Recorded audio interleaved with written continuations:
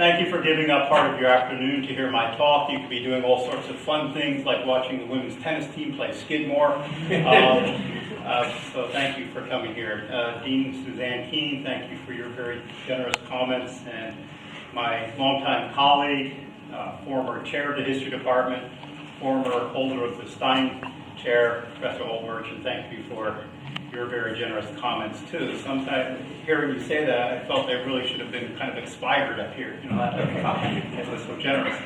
I've never been able to tell jokes. By the way, my students know this well. The only jokes that get laughs are self-deprecating people. Some of you may not know, Professor Merchant, when he was a younger man, was a captain in the U.S. Army. I've always thought that was excellent training to be chair of the history department. Sometimes it's like herding cats.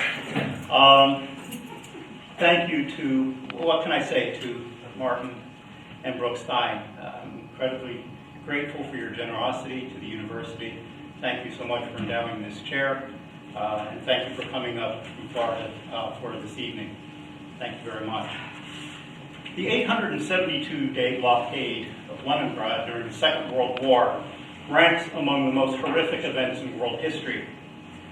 Next to the genocide of the Holocaust, the Leningrad siege was the greatest atrocity in Europe during the war, as Germany, and to a lesser extent Finland, tried to exterminate the city's 2.5 million inhabitants. They partly succeeded. The number of Leningraders who died from hunger, cold, and enemy bombardment within the blockaded territory or during and immediately following evacuation from it is reasonably estimated to be between 800,000 and 900,000. Germany commenced Operation Barbarossa on June 22, 1941. This map shows the invasion route, basically in three directions.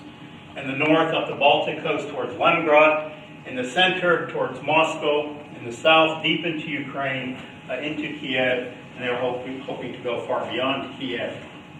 By September 8th of 1941, German armies had reached within 3 miles of Leningrad's southern district and sealed off the city, while Finnish forces retook territory that the Soviet Union had seized from Finland in the Winter War of 1939-40 and blockaded Leningrad from the north. I don't know, map's a little busy, but I hope you can see it here. Here's Leningrad. Here's large Lake Ladoga, the largest freshwater lake in Europe. Germany came up to this territory here and sealed off the city from the south between the Gulf of Finland and Lake Ladoga. The Finns came down from the north and just came down to camp on their 1939 boundary. They basically wanted the territory back that the Soviet Union had taken from them in 1939-40 in the Winter War. They also came down the east coast of Lake Ladoga to this position here. So you can see the city is cut off with any land access to the rest of the Soviet Union, but there is this corridor or this avenue across Lake Ladoga because the territory between here and here was held by the Soviet Union. You don't see that there. Put another way, this little stretch of territory here is what kept the blockade in place. It's only about 10 miles wide that the Germany controlled this territory here. And that's what keeps the blockade in place. The worst period of the war for Leningrad was the winter of 1941-42, when the city nearly ran out of food and temperatures reached minus 40 degrees. And incidentally, when you say minus 40 degrees, you don't have to say centigrade or Fahrenheit because that's where the two scales cross. The daily food ration for most people dropped to about 1/4 pound of bread that contained inedible, that's not good, that contained a number of inedible additives like sawdust. Now here's a guy holding what's about 4 ounces of bread. That's a daily ration. That's what people had to live on in the period from November 20th to December 25th. They put inedible additives like sawdust in the bread, stuff that would go through your system, would give you stomach cramps and all sorts of indigestion problems, but it would actually pass through your system, but had absolutely no nutritional value. It's just psychological to make it seem that you were eating more than you were. Only one city power plant continued to generate a little electricity. Homes were not heated and water pipes burst. People had to fetch water from broken water mains and broken Clickers too. From broken water mains, like right here. This is the famed Nevsky Prospect, the main drag in Leningrad. And here you see people just bringing buckets, whatever they had, to fill up the water to take back home. They got water from broken water mains, from the city's canals. Leningrad is a city that was originally swampland and had to be drained, and so it's a city of canals, kind of like Venice, or from the Nevsky River, which goes through the city. One benefit of the winter, however, was that Lake Ladoga froze solid, and therefore could be used as an ice road escape route. And here you see trucks going across Ladoga. Now this is from the spring of '42, I think around early April. The ice road broke up in the latter part of April. Many trucks crashed through the ice road, but they did have Lake Ladoga in the winter as a surface route to get out of the city by sending trucks over the ice route. On January 18, 1943, during the second winter of blockade, the Soviet Army pierced the Land Blockade along the southern coast of Lake Ladoga through that 10-mile strip that I mentioned. However, the blockade was not completely lifted until German forces were driven back from the city over a year later on January 27, 1944. Professor Merchant talked about the long time that I worked on this book with a Russian colleague, Nikita Lemagin. During the latter stages of our work, Lemagin was able to help get some documents declassified through through Russian government officials while I was writing the book's manuscript. We examined, I should say, the blockade from many perspectives. And what I'd like to do is give you a sampling of our main findings, and then turn to the second half of my talk, and that is, why does any of this matter? In the realm of high politics, we clarified Stalin's relationship to Leningrad. Back in 1969, the famous New York Times correspondent Harrison Salisbury, in his bestseller, The 900 Days, suggested that Stalin's Kremlin associates, Georgy Malenkov and Vyacheslav Molotov, may have favored giving up Leningrad in order to undermine their rival, Andrei Zhdanov, who was Leningrad's Communist Party chief. Our research in the archives does not confirm that suspicion. We demonstrated that Stalin's main concern was to preserve the 4 Soviet armies that were trapped within the blockade zone. Of secondary importance were the warships of the Baltic Fleet. There's a whole fleet that was bottled up in this blockaded territory that had its headquarters at Kronstadt Island, about 10 miles from Leningrad. So secondary importance was protecting the warships of the fleet and the machinery and skilled employees of the city's defense plants. The city was very industrialized, there were about 600 factories in the city. The fate of the rest of the city's population, those employed in non-defense jobs, as well as children and pensioners, seemed of relatively little concern to Stalin. One indication of Stalin's relative unconcern over the fate of Leningrad's civilian population was that although the Kremlin learned of the first cases of cannibalism in starving Leningrad on December 13, 1941, Stalin waited 40 days before agreeing to send enough trucks to improve operation of the ice road over Lake Ladoga to enable a massive evacuation. During that interval, probably more than 100,000 Leningraders perished. As I've already noted, Leningrad's party chief was Andrei Zhdanov. He and his assistant, Alexei Kuznetsov, requested that Moscow airlift food to Leningrad and fly people out of the city in the autumn of 1941. But only a few planes were ever sent, and they were mainly Douglas aircraft, by the way. And they were used largely to airlift mortars and artillery guns out of the city. In general, Leningrad's leaders were not afraid to challenge Stalin up to a point on several key issues, such as this one. But Stalin always eventually got his way in these disagreements. Another topic that interested me was the contribution made by civilians to the war effort.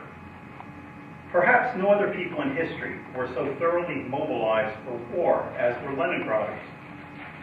About 200,000 of those not mobilized or not drafted into the armed forces or evacuated into the interior of the country signed up for the People's Militia, or Opolchenia, which was an auxiliary civilian fighting force. Here's a picture of guys going to the front. You see this one guy's with his son. The front's just 3 miles south of the city. Most of the Opolchenya fighters were not this well provisioned, didn't have machine guns. Typically they had hunting rifles or bottles filled with gasoline. They didn't use the phrase Molotov cocktail, incidentally. That was coined by the Finns against the Soviets during the Winter War. Some of the Opolchensi were genuine volunteers. Others were pressured into joining. The wartime Opolchenya movement originated in Leningrad and then became a model for other threatened Russian cities. Leningraders also built defense fortifications inside and outside the city, trained for combat, dug air raid trenches, watched for enemy aircraft, put out fires during air raids and repaired damage afterwards, unbolted machinery and packed it up for evacuation, went to work in defense plants, and retooled factories to produce munitions. Factory workers logged work shifts of 11 and even 14 hours while starving to produce war materiel, much of which was sent to other military fronts. Their effort was Herculean and heroic. I contend, however, that the people of Leningrad would have fared far better if more attention had been devoted during the autumn of 1941 to preparing for a winter under siege, to chopping firewood and building wood-burning stoves, and less attention paid to manufacturing weapons and ammunition. The other preferable alternative for Leningrad and for the country as a whole would have been to maintain the same tempo of defense production, but send more of what was produced to the Leningrad front with the aim of trying to pierce the siege ring rather than sending materiel to other fronts. A close reading of official propaganda during the blockade reveals an interesting trend. During the existential crisis, Communist Party leaders switched to emphasizing themes they thought would elicit a positive response. Soviet propaganda proved to be remarkably flexible, or opportunistic if you prefer. On June 22, 1941, the day of the German invasion, Vyacheslav Molotov broke the news of the German invasion over the radio to the Soviet people and gave the war the name it still goes by today in Russia, the Great Patriotic War. In the official rhetoric, the war was portrayed more as a defense of the Rodina, or homeland, than as a struggle to defend communism. On at least one occasion that I recall, Leningrad was referred to in the state-controlled press as Родной Питер, using the old imperial nickname Peter for the city. The Russian Orthodox Church, which had been terribly persecuted in the 1930s, was given a more prominent voice and more active role in society, and church services were packed in the city. With regard to survival strategies, I learned that someone who subsisted solely on the meager official food ration was likely to perish.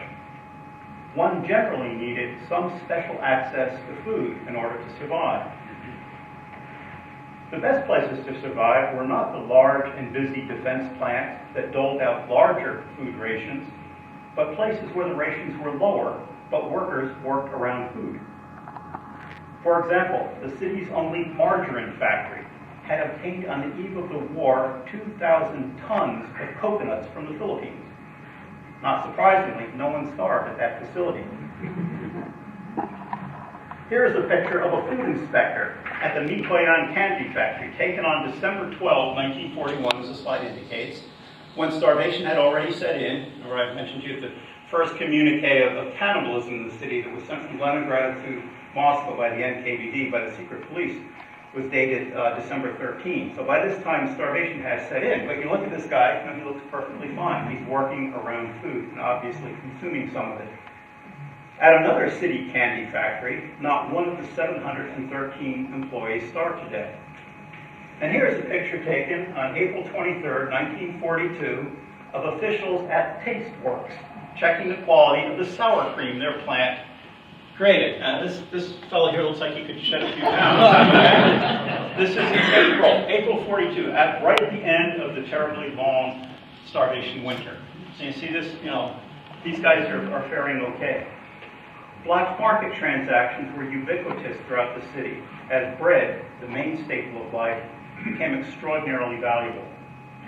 In January 1942, it took a fur jacket or 3 pairs of felt boots to purchase 1 kilogram of bread. A thriving black market existed for all sorts of items, including works of art. Traders met around the city's 5 or 6 art shops and exchanged paintings and other objects for bread. People with extra food could become wealthy in this trade. In one transaction, a small, valuable Fabergé object was purchased for 3 loaves of bread. Not surprisingly, we detected an extraordinarily high level of corruption. The city's entire food chain was riddled with thieves and swindlers.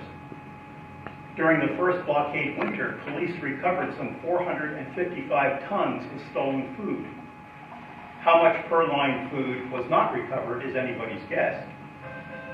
The authorities were ruthless in trying to prevent food theft, but they could not control the problem.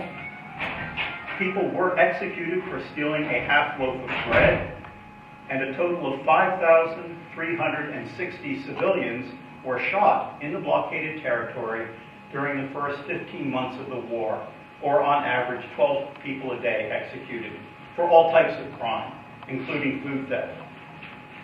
About 2,000 people were arrested for cannibalism during the siege. And this crime ranged from desperately hungry people, often women from outside the city who didn't have a food ration and had children to feed, hacking off parts of corpses, to bands of criminals who murdered people and sold body parts.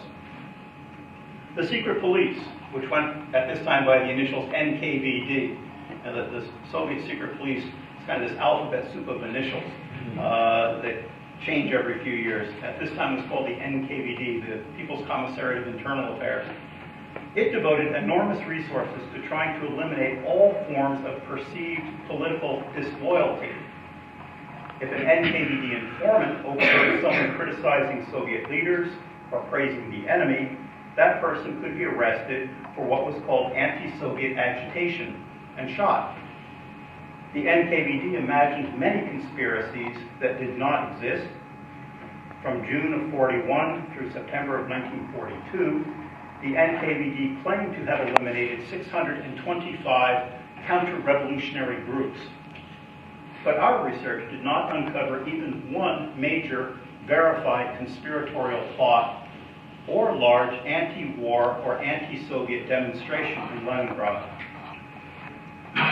Although it is clear that most Leningraders wanted to defend their city, many in the latter half of 1941 were secretly preparing to alter their identities and loyalties in the eventuality of enemy occupation of their city. For example, far fewer Leningraders were joining the Communist Party than before German troops approached the outskirts of the city. Party members quit paying their dues, and the number of party identification cards that were supposedly lost increased. Party workers became more reluctant to denounce those who in public meetings criticized the authorities or expressed support for the enemy as German troops approached Leningrad. When the blockade began in September 1941, party and secret police informants overheard more people advocating surrender of the city. But the point I'm trying to make here is they don't do anything visible to show that. They murmur at meetings, various comments are heard, but they don't organize demonstrations, something visible against the authorities. Well, that's a very quick kind of thumbnail summary of some of the findings of our research.